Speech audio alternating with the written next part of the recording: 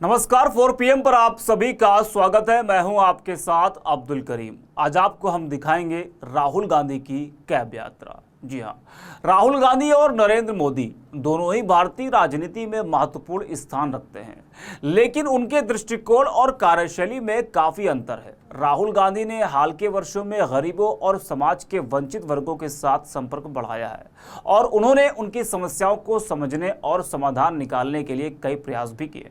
बता दें कि राहुल गांधी ने गरीबों के साथ मिलकर उनकी समस्याओं को समझने का प्रयास किया है।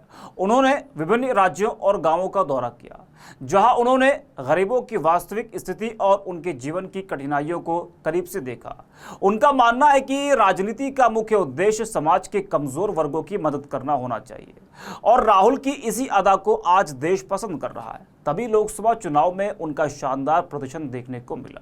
बता दें कि राहुल गांधी लगातार गरीब और मध्यम वर्गीय लोगों से मिल रहे हैं और उनके कामों को देख रहे, जान रहे हैं। बता दें कि बीते कुछ सालों में राहुल गांधी ने हर वर्ग के लोगों से मुलाकात की। सिर्फ मुलाकात ही नहीं की, बल्कि उनको समय भी दिया, तो किसी को अपने आवास पर बुलाया। इस तरह से राहुल गांधी लोगों के दिलों में जगह बनाते चले गए। बता दें कि अब राहुल गांधी ने कैब यात्रा की और कैब ड्राइवर से उसका हालचाल जाना, उसके परिवार से मिले भी और साथ में खाना खाया। बता दें कि राहुल गांधी ने एक्स पर कैब ड्राइवर के साथ यात्रा करते हुए वीडियो शेयर किया है और लिखा है कि आमदनी कम और महंगाई से निकलता दम, यह है भारत के गिग वर्कर्स की व्यथा।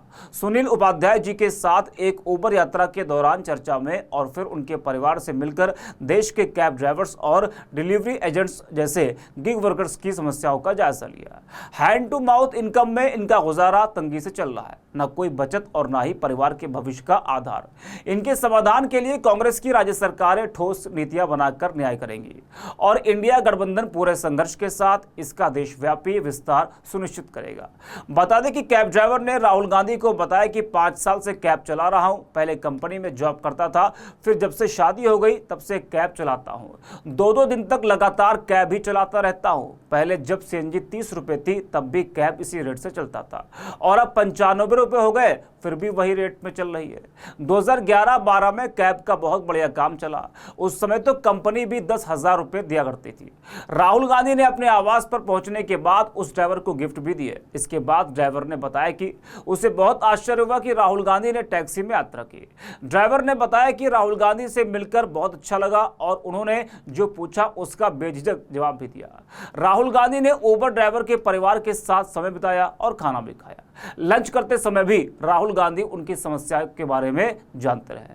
टैक्सी ड्राइवर के परिवार में उसकी पत्नी और बच्चे शामिल रहे। इसके बाद अंत में राहुल गांधी ने ड्राइवर के साथ साथ पत्नी और बच्चों को भी गिफ्ट भेंट किए। जरा आप भी राहुल गांधी की उस पूरी वीडियो को देखिए जिसमें वो कैब यात्रा कर रहे हैं। कोई वैल्यू नहीं करता है। जहाँ गाड़ी कोई नहीं जाती है वहाँ ओला उबर जाती है। चाहे दंदल हो, तालाब हो, कितना भी पानी, कल यहाँ तक बोनट तक पानी था लेकिन कस्टमर उतरा नहीं। मुझे तो वहीं छोड़ो। 11-12 में बहुत बढ़िया काम चला। ड्राइवरों ने गाड़ियां बना ली थी। तब तो कंपनी खड़े होने के 10,000 रुपए देती थी। मतलब पहले हाँ, फंदा लगाया, फिर फंदा टाइट किया। हाँ, कुछ नहीं, अब कुछ नहीं है सर। आपने कब तक पढ़ाई की? मैंने ग्रेजुएशन कर रखा है, मैंने ITI किया है और यामा में जॉब किया था मैंने। जब मैंने अप्रेंटिस कर लिया तो यामा वालों ने निकाल दिया। यामा वालों ने? हाँ, क्यों निकाला? हाँ, कि भाई आपका ब्रेक हो गया। मैंने कि अब कहाँ जाऊँ कि दूसरी कंपनी में ट्राई करो। तो फिर उससे मैं निकल के फिर मैंने गाड़ी का प्लान बनाया है। आपका पहला ओरिजिनल प्लान था कि मैं कंपनी में काम करूं, लेकिन ITI करके आया, कंपनी में जॉब किया, फाइनल इंस्पेक्शन में था, गाड़ी टेस्टिंग का मेरा काम था। क्या टेस्टिंग करते थे? ये स्कूटी, यामा की बाइक। तो फिर उन्होंने आपको फिर से क्यों नहीं लिया? क्लियर हो जाएगा ना, परमानेंट की स्थिति में आ जाओगे। तो कंपनी का रूल होता है परमानेंट नहीं करना। हाँ, परमानेंट नहीं करना है तो मतलब 6 महीने का ब्रेक।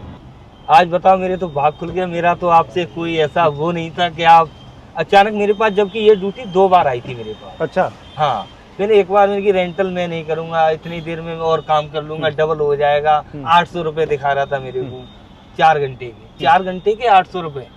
आपसे लेगा 1500 रुपए, मेरे को 800 रुपए। अगर आपको नहीं लगता कि चुने हुए लोग अमीर होते जा रहे हैं और लार्ज और जो बड़ा मैस है, अब 90% लोग हैं वो नीचे जाते जा रहे हैं? बस वो वही चल रहा है, वही सिस्टम चल रहा है इस टाइम। राजस्थान में हम एक कानून लाए थे, हमारी जब सरकार थी, आपकी सरकार थी, तो हम कानून लाए थे कि जो भी उबर चलाता है या डिलीवरी करता है, हर ट्रांजैक्शन में उसके लिए थोड़ा सा पैसा पेंशन के लिए कटेगा।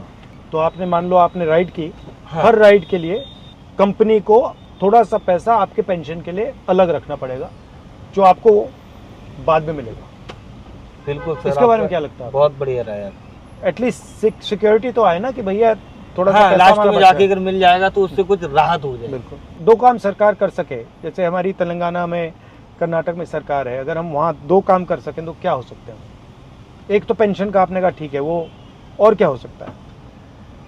एक तो इनका रेट सर सही किया जाए। रेट ठीक किया जाए। हाँ, ठीक है। रेट मतलब इनका पूरा वो निकाल के कैलकुलेशन करने के बाद इनका ये लिखा, हाँ वाकई में इनको कुछ बच रहा है कि वैसे ही रो रहे हैं।